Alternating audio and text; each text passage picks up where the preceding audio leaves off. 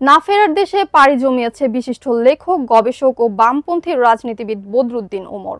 রোববার ৭ সেপ্টেম্বর সকাল ১০টা ৫ মিনিটের দিকে তিনি শেষ নিঃশ্বাস ত্যাগ করেন।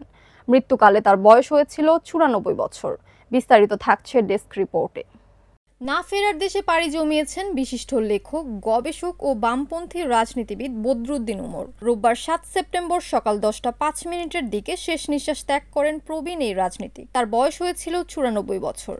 জাতীয় মুক্তি কাউন্সিলের সাধারণ সম্পাদক ফয়জুল হাকিম গণমাধ্যমকে বিষয়টি নিশ্চিত করে জানিয়েছেন, শারীরিক অবস্থার অবনতি হলে সকালে বদরুদ্দীন উমরকে রাজধানীর বাংলাদেশ স্পেশালাইজড হাসপাতালে নেওয়া হয়েছিল।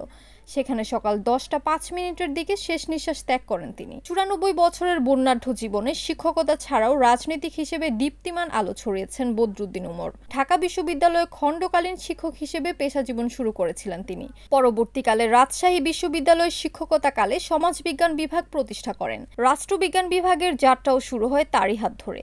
১১ বছরের শিক্ষকতা করে সমাজতন্ত্র প্রতিষ্ঠার লক্ষ্যে রাজনৈতিক সংগ্রামে যুক্ত হয়েছিলেন Badruddin Umar.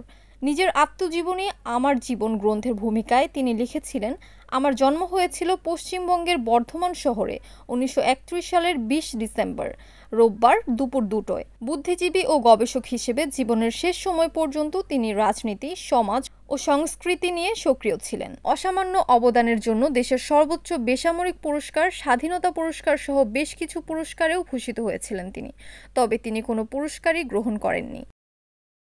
Kamruzzaman Kamrul, NAN TV, news desk.